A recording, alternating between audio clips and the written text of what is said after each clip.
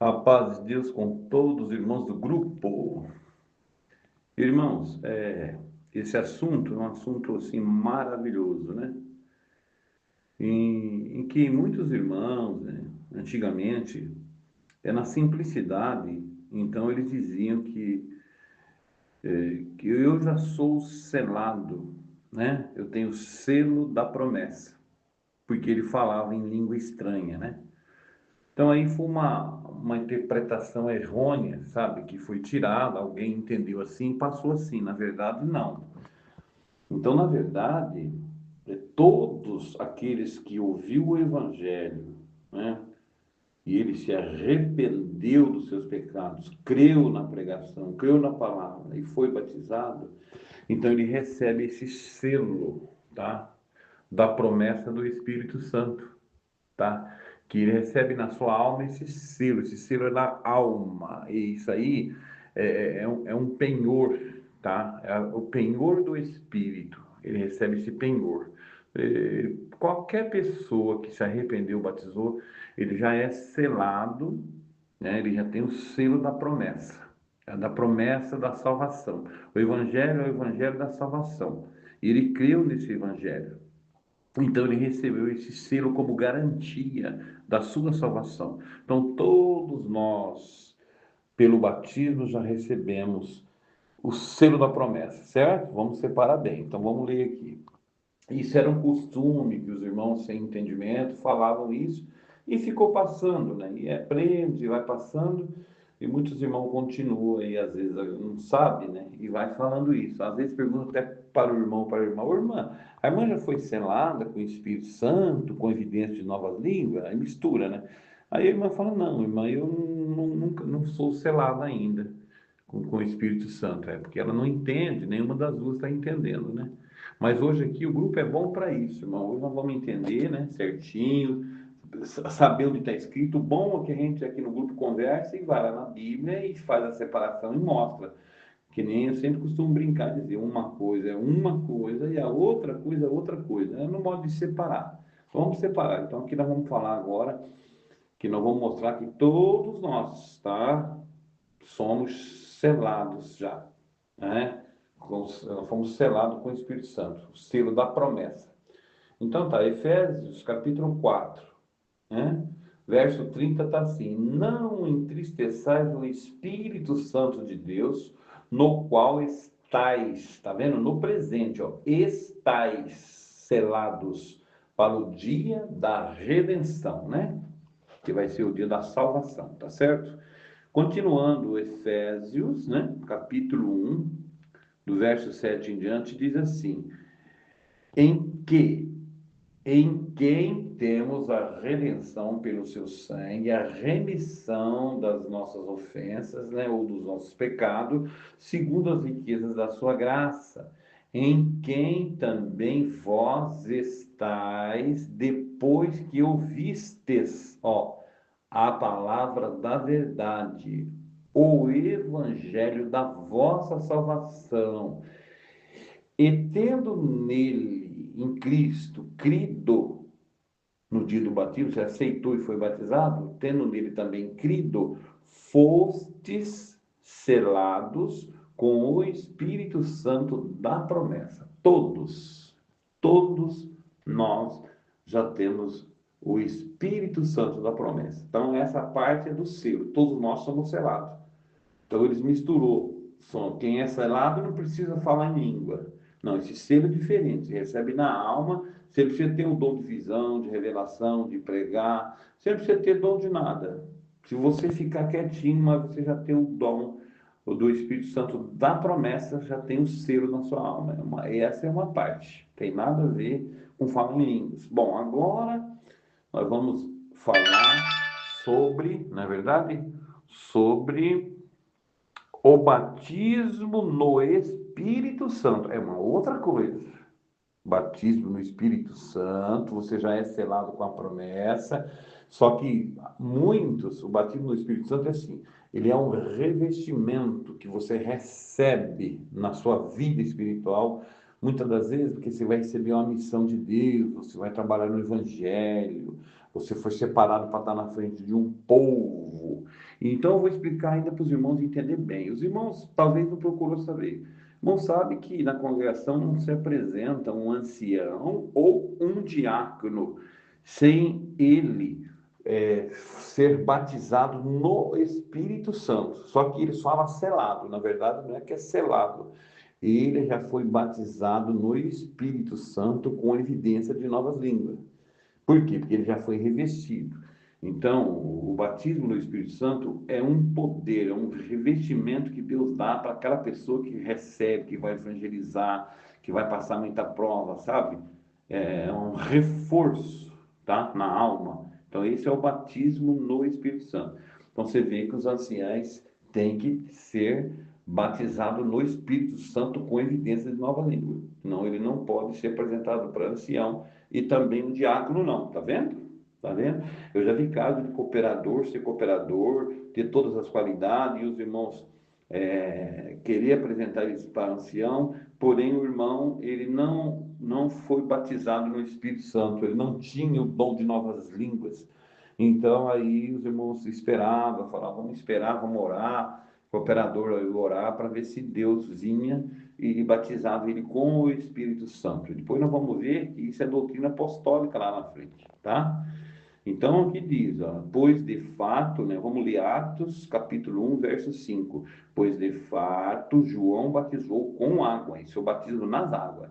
Mas daqui a poucos dias vocês serão batizados com o Espírito Santo e com fogo, né? Você lembra que isso cumpriu onde? No dia de Pentecostes. Lembra que antes eles eram só alunos, ou seja, eles eram só discípulos, estavam aprendendo, fazendo pergunta para o mestre, por que é isso, por que o senhor ensina por parábola, eles faziam pergunta. Quando Jesus chegou ali para o Pai, Jesus otorgou a eles agora continuar aqui na terra, o que Jesus já tinha ensinado. Então Jesus falou, vocês não vai ainda, não saem ainda não, fiquem em Jerusalém, porque até que vocês vão ser revestidos do poder de Deus, tá vendo? Esse é o batismo com fogo, com o Espírito Santo. E eles obedeceram, estavam lá em Jerusalém, todos reunidos, sentados no mesmo lugar. De repente a casa veio um vento veemente, impetuoso, e encheu a casa em que ele estava sentado, e foram vistas por ele línguas como que de fogo que desceu e repousou sobre cada um deles, e eles começaram a falar em outras línguas. Mas naquele dia, pelo batismo no Espírito Santo, Deus fez um sinal porque já tinha uma promessa lá em Joel, tá? E eles começaram a falar pelo Espírito Santo, mas eles começaram a falar no idioma terreno. Por quê? Aí isto foi um sinal, porque eles eram homens indoutos, né? Não conheciam outras línguas, e lá em Jerusalém tinha várias raças de várias línguas, e eles foram cheios do Espírito Santo, foram batizados no Espírito Santo, e Deus, o Espírito Santo concedia que eles falassem na língua de cada nação que estava ali, no idioma aqui da terra, pelo Espírito Santo, pelo dom. E o povo então creram e falou: Nossa, não são todos galileus esses homens, homens indoutos? Como é que eu vejo ele falar, pregar e falar, anunciar na minha própria língua? Eu estou entendendo tudo e eles não são homens estudados, nunca estudou. Por quê? Isso foi uma obra, um milagre pelo Espírito Santo para abrir a porta do Evangelho. Só que eles foram batizados no Espírito Santo. Tá? Então, quem é batizado no Espírito Santo, ele fala, quando Deus usa dele, ele pode falar no idioma daqui da terra, num alemão, num francês, num japonês, no inglês, pelo Espírito Santo, só que sem estudo. Ele nunca estudou, nunca foi numa universidade, mas ele fala pelo Espírito Santo. E também ele pode falar em língua estranha. Bom, aí nós já vamos entender, tá? Ele pode falar, só que a diferença é que se ele falar na língua estranha, aí tem que haver intérprete para interpretar o que ele está falando. Porque ele está falando aí já na linguagem celestial, na língua dos anjos, aquilo que Paulo falou. Ainda que eu falasse a língua dos homens, foi o que ele fez no Pentecoste, né? Pelo Espírito Santo, ele falou na língua dos homens. E também na língua dos anjos. Então, a língua dos anjos você não se aprende pelo dicionário. Não tem explicação. Por isso é que tem que orar, aquele que fala língua estranha, que haja intérprete na igreja. Precisa alguém orar para que haja o intérprete. Por que tem que orar? Porque esse dicionário, né, ele vai vir do céu. O dom vai vir do céu, porque como você vai entender uma língua angelical, a língua né? Na verdade, a língua dos anjos? Quem tem que trazer isso é o Espírito Santo, que tem que ser pelo dom, vai dar o que fala em língua estranha, está falando pelo dom, mas está falando em língua estranha e ninguém entende. Deus vem dar o dom para um interpretar a língua celestial, e ele vem, então ele passa para a igreja na nossa língua. Ele pega aquilo que está falando na língua dos anjos, ele interpreta e traduz para nós. Então ele é um intérprete, tem o dom de intérprete na igreja, né? Então esse é o batismo no Espírito Santo, né? Tá certo? E Atos 1, 7, 8, está escrito assim, ó, não cabe a vocês saber a ocasião ou o dia em que o Pai marcou com a sua própria autoridade. Porém, quando, Jesus disse, mas quando o Espírito Santo descer sobre vocês, vocês receberão poder. Então, esse é o batismo no Espírito Santo. Tá vendo? Tá? Receber poder. E serão minhas testemunhas em Jerusalém, em toda a Judéia, em Samaria e até nos lugares mais distantes da terra. Aqui uma tradução fala nos confins da terra. Só que ele só podia ser testemunha de Deus só quando ele recebesse o batismo no Espírito Santo. Por quê? Porque era um poder, era um revestimento, né? Nós vemos que Pedro negou Jesus. Porém, depois que ele recebeu o batismo no Espírito Santo lá no dia da festa chamada Pentecoste, Pedro perdeu o medo da morte. Pedro levantou no meio de toda aquele muita multidão de gente, de toda a nação, e ele fez um discurso com toda autoridade e perdeu o medo de morrer. Ele falava lá, né, pelo Espírito revestido: este Jesus que vocês crucificaram, que vocês mataram, Deus o fez rei e senhor, e começou a pregar, né, com toda autoridade. E aí? Ele perdeu o medo da morte. Mas por que ele perdeu? Porque ele foi revestido, ele teve o batismo no Espírito Santo. Por isso que aí Jesus falou: agora vocês podem ir por todo mundo, agora vocês não são mais aluno, que é discípulo, agora vocês são apóstolo. Apóstolo é outra coisa. Eles foram outorgados apóstolo. Apóstolo quer dizer embaixador de Cristo. Vocês vão me representar na terra com toda autoridade. Por isso que apóstolo só tem 12. Não teve mais apóstolo, nem existe mais apóstolo. Só foi os 12 que viveu com Jesus, comeu com ele, tocou nele e assistiu todo o seu trajeto do Filho de Deus, estavam com ele. Então eles são testemunha ocular, por isso Deus começou, eles são as colunas da nova aliança, os 12 apóstolos de Cristo. Tá certo, irmão? Então, esse aqui, eles foram, na verdade, batizados com o Espírito Santo e com fogo, que é poder, tá certo? Em capítulo 13 de Coríntios, né? De 14, na verdade, 14, verso 1 e verso 5 em diante, ele diz assim, ó: portanto, Paulo deu conselho: esforcem-se para ter amor, procurem também ter dons espirituais, especialmente o de anunciar a palavra de Deus. Quem fala em línguas estranhas, fala a Deus, tá vendo? Ó? Ele foi batizado no Espírito Santo. Se Deus tomar ele de falar na língua da pessoa aqui da terra, em francês, em alemão, aí sim, há edificação. Mas se ele só fala em mistério com Deus, aí não é. Ó. Quem fala em línguas estranhas fala somente a Deus e não as pessoas. Por quê? Porque ninguém o entende. Ele fala de mistério. Né? Pelo poder do Espírito Santo, ele diz verdades, né, secretas, ou sim, ou fala de mistério. O seu espírito está falando com Deus em mistério, mas nem ele sabe o que ele está falando, nem ele entende, nem quem está perto dele entende, somente o seu espírito que entende o que está fazendo, o espírito, mas a inteligência dele fica sem fruto. É bem clara a palavra. Porém, quem anuncia e prega a palavra de Deus fala para as pessoas, ajudando elas e dando-lhes coragem e consolo. Quem fala em língua estranha ajuda somente a si mesmo, ou seja, o seu espírito. Mas quem anuncia a mensagem de Deus ajuda toda a igreja. Eu gostaria que vocês todos falassem línguas estranhas, mas gostaria ainda muito mais que tivesse o dom de pregar a palavra de Deus, porque quem anuncia e prega a palavra de Deus tem mais valor do que quem fala em língua estranha se não houver intérprete, né? Né?